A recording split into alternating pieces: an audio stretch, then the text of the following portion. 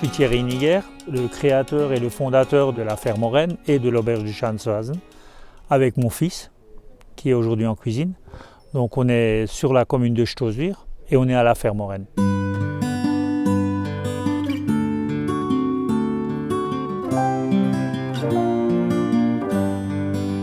Ça a démarré tout simplement avec 3 rennes au début pour nous, par passion.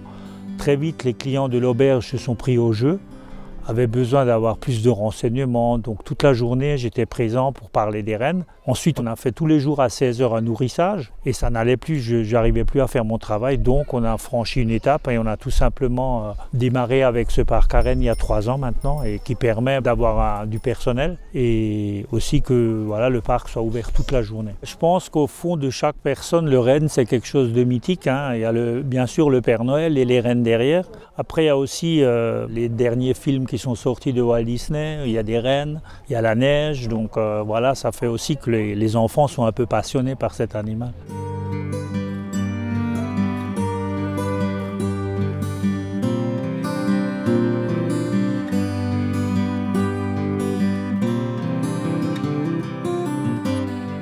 La première des passions, c'était le froid, parce que je suis passionné du froid.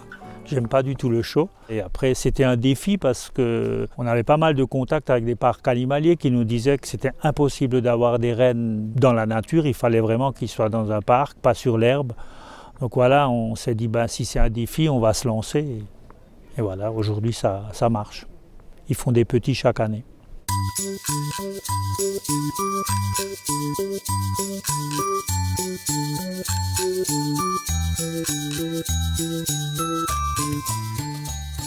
On a une ferme avec 39 rennes, dont 12 petits qui sont nés au printemps entre la fin avril et début juin. On a commencé avec 3 rennes. C'était 3 mâles qui viennent d'un parc en Allemagne. Et ensuite, avec 3 mâles, le troupeau s'est pas agrandi. Donc on leur a présenté des femelles qui viennent de Finlande et c'est comme ça qu'on a réussi à accroître le troupeau. Et au fil des années, on en a toujours un peu plus et on se limite environ à une 50aine d'animaux. Les animaux sont dans un parc qui fait 4 hectares où les visiteurs peuvent évoluer avec un parcours pédagogique et les animaux aussi ont accès la nuit à différents prés avec une superficie totale environ de 6 hectares.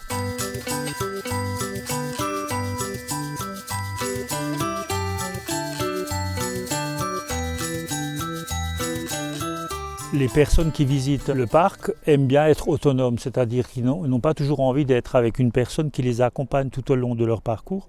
Donc ils parcourent 800 mètres en forêt avec des questions-réponses. Les questions-réponses qu'on a choisies, c'était vraiment les questions que nous posaient les gens tout le temps.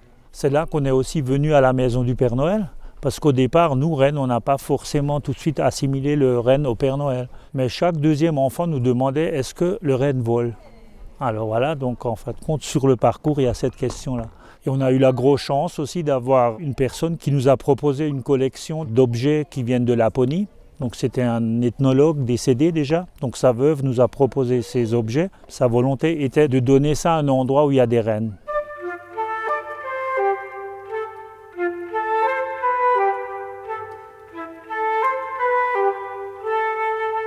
Les rennes ne sont pas du tout originaires des Vosges, donc ils viennent de Finlande, des pays nordiques, de Scandinavie, et aussi on parle du caribou. Alors le caribou, c'est le renne canadien. C'est pas un élan, c'est pas un orignal, c'est vraiment un renne.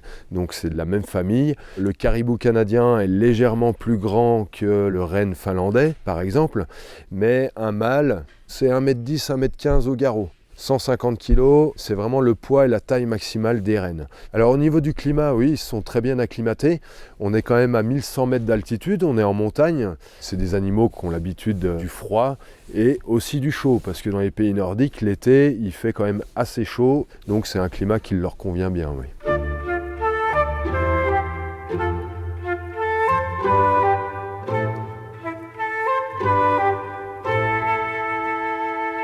C'est le seul cervidé où mâles et femelles ont des bois.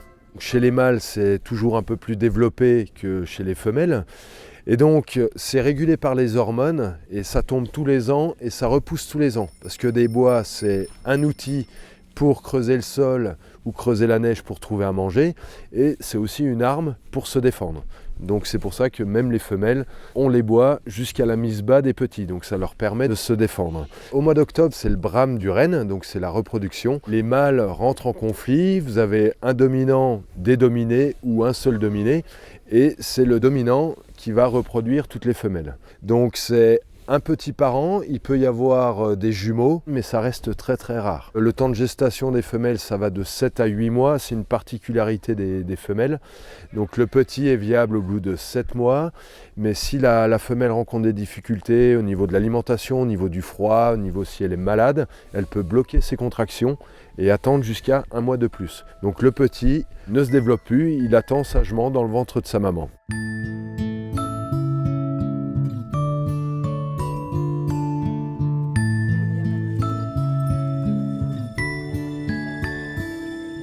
Le nourrissage se passe à 16 heures, ça permet d'avoir un contact avec les animaux. C'est les visiteurs qui donnent à manger. Donc moi je passe avec un seau de lichen, je distribue du lichen aux personnes et les personnes donnent ça aux animaux. Donc ça permet de voir que c'est les animaux qui sont calmes.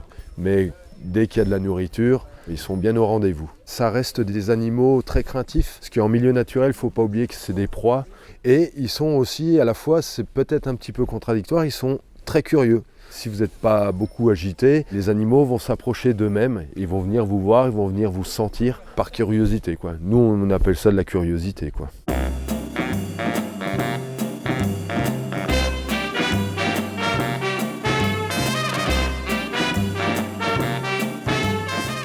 Le travail avec ces animaux-là, ça m'a appris beaucoup de choses parce que dans une expérience passée, j'ai connu ces animaux en dressage et en attelage. Là, la ferme aux rennes, c'est des animaux qui sont dans un parc en troupeau. Donc je ne connaissais pas du tout les rennes en troupeau. Donc j'apprends tous les jours énormément.